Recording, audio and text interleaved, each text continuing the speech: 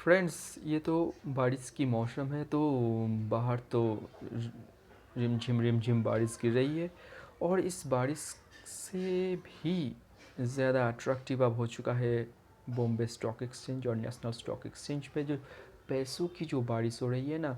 और इस दो बारिश के बीच, ये दो बारिश के बीच अब आ चुका है कई महीनों से धराधर एक के बाद एक आईपीओ की बारिश। और इसी ट्रेंड को पकड़ते हुए अब आ गया ज़ोमैटो। हालांकि हम लोगों को बहुत दिनों से कुछ लोगों को इंतज़ार था कि ज़ोमैटो का आईपीओ कब आएगा। और 14 जुलाई को आईपीओ ओपन हो रहा है। इसका जो इशू प्राइस है वो रुपीज़ 72 to 76 का प्राइस बैंड रखा हुआ है। और इसके थ्रू, आईपीओ के through, company from market 9,375 crore पैसा उठाना चाहती है। इन्फोएज जिनका एक बहुत बड़ा शेयर ज़ोमैटो में है, वो भी अपना कुछ माल बेचकर हल्का होना चाहते हैं इस आईपीओ में। 9,000 करोड़ का माल इन्फोएज सेल कर रही है यहाँ पर। सो ये 9,000 करोड़ का जो ऑफ़र फॉर सेल है, ये एक सोचने वाली बात साबित हो सकती है अगले दिनों में, मुझे लगता है ऐसा। और ज़ोमैटो में हम लोग इन्वेस्ट करें या ज़ोमैटो को आईपीओ में इंटरेस्ट दिखाए और ना दिखाए, ये तो अपने अपने लोगों का खुद का व्यू है, खुद का ओपिनियन है। इस बारे में बात करने से पहले पिछले दिन जो एक अपडेट है वो ये, जिसको लेकर बहुत सारे लोग बहुत इंटरेस्टेड है कि आईपीओ अब तो कुछ कमाल कर देगी। ज़ोमैटो ने ई ग्रोसरी प्लेटफॉर्म ग्रोफर्स, जो एक बहुत पॉपुलर प्लेटफॉर्म है, उसका 100 मिलियन यूएसडी से अपना इन्वेस्टमेंट किया है। तो ये एक चीज़ देखने वाली है कि ज़ोमैटो का इस टाइम पर आईपीओ की आने से ठीक पहले ये जो इन्वेस्टमेंट है, ये इसका क्या वजह हो सकता है। May be Zomato get a good listing gain. Zomato obviously was subscribed and give a good listing gain. So the person or the investor or the traders who want to make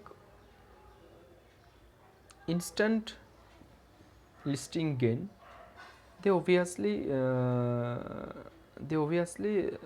can invest in Zomato. But in long run, there may be some doubts about the future of Zomato, because the competitor of the market is the manufacturer. In which market Zomato have to grow their business. This market is very competitive, and day by day market is being more competitive. So this is the factor. कुछ दिन पहले एक और बात आ गई कि Tata digital ने big basket के एक बहुत बड़ा शेयर को एक्वायर कर लिया है। तो इसका तो सीधा मतलब है कि टाटा जैसी एक बहुत बड़ी कंपनी भी ई ग्रोसरी प्लेटफॉर्म पर अपना पैर जमाना चाहती है।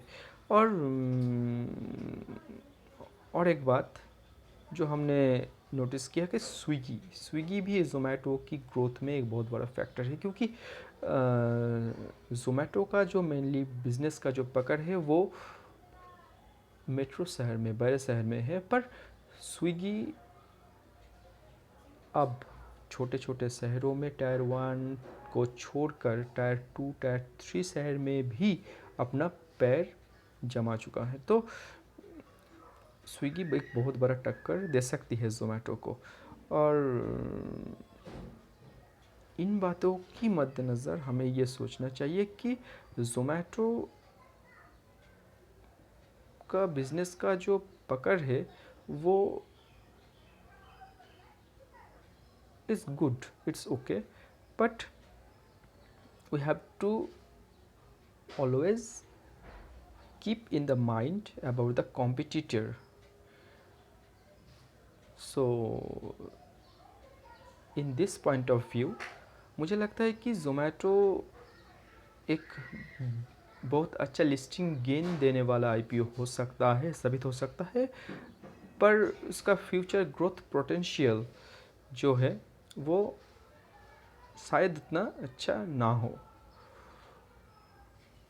आगे तो मार्केट जो सबके ऊपर है वो जाने क्या होगा, और फ्यूचर को किसने देखा, क्या हो सकता है कोई नहीं जानता। ठीक है। सो अगर आप लोगों को मेरा ये काम अच्छा लगा तो please subscribe my channel and click the bell icon to get more videos, informative videos like this. And I think this type of videos may help you to get a good decision in market. So thank you. Please, bye bye.